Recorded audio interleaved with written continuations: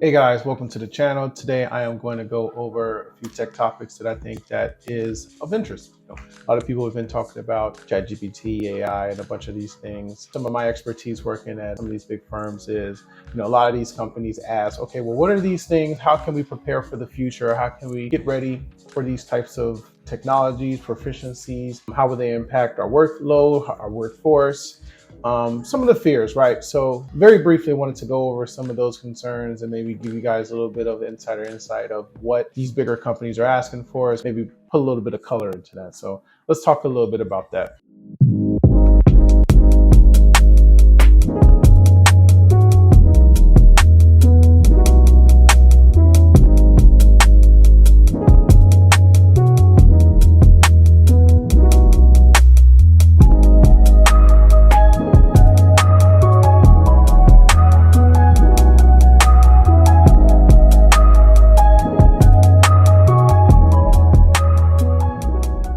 The first one, right?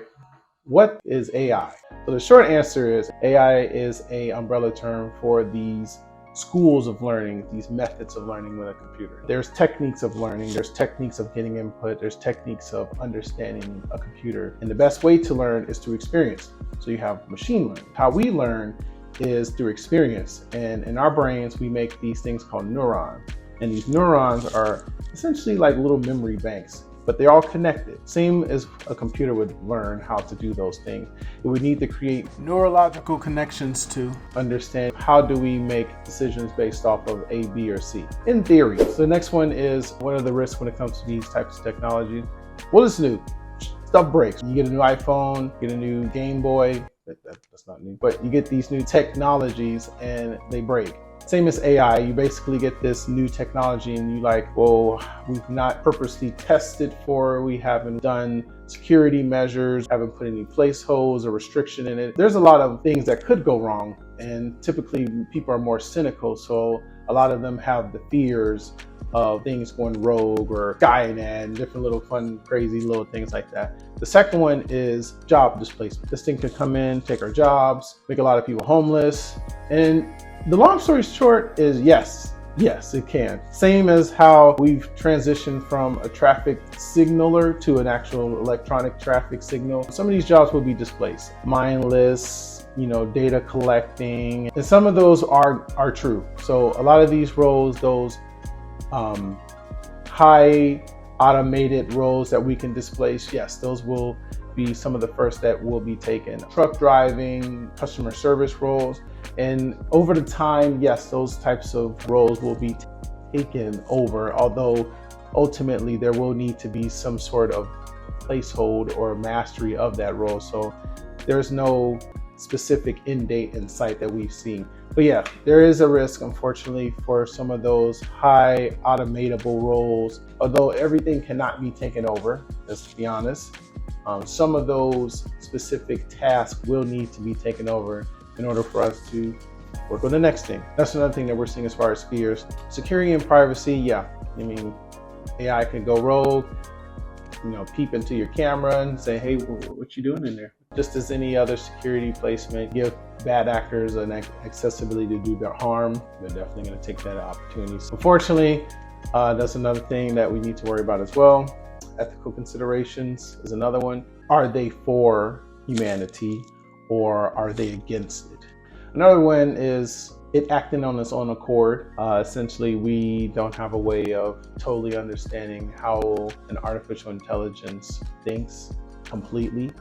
Even prompts, can produce random information based on the time, the information gathered, that we don't necessarily know what the heck it's thinking. And then just overall, new technology, new fear, new horizon, little to no information of what it is and how it works. So when it comes to AI, it's just like, hey, what the heck is it gonna do? Is it gonna go crazy? X, Y, Z. So I'll justify it, right? Let's be honest, this is new stuff and it's very powerful. Like, out of this world powerful, and it's just going to keep getting better and better and better. The public facing people are now starting to see the fears that some of these experts are saying, but on the other side of those things, experts, those rich billionaires, are a little more cynical when it comes to things. Me, I'm a little more positive side of things can go a little bit better. Proper education, restrictions, and placeholders, rules, laws, just like us. Overall, just comfortability with use, just like anything else. You know, ChatGPT is another one that I hear a lot. And also I talk about AI in my book. So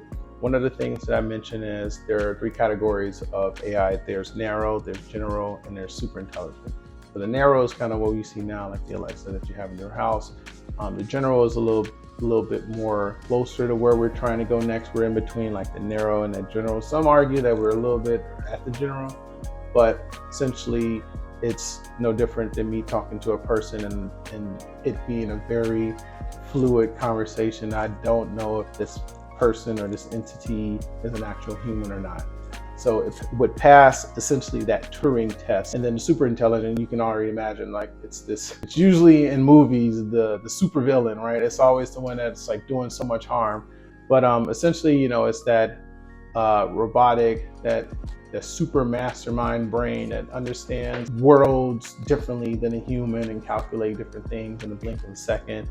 That's the super intelligent category. That's the next echelon when it comes to the AI race. You know, a lot of these companies would like to use those for different purposes. You know, some would like at an educational, academic level, and others are using it as a superpower. So that's where the term, you know, the next superpower race comes. It's the race to that altruistic, super intelligent AI where things are justified and understood in a blink of a second. We can calculate based on different nuances and stuff. Totally far away from there. The only chance of us even getting to that point is within quantum computing. You know, quantum is worlds also faster than the traditional computing that we have today. It takes a lot of that computing power to even understanding and getting to the part where AI can calculate things in a blink of an eye in a second. So we're a little bit further away from there. Not technically there yet, but definitely in our lifetime, quote unquote, we should be able to get to that point where we are at a point where we have understanding of that sort of thing. Thank you for checking out this AI channel. Please like, comment, subscribe, and tune into the next one.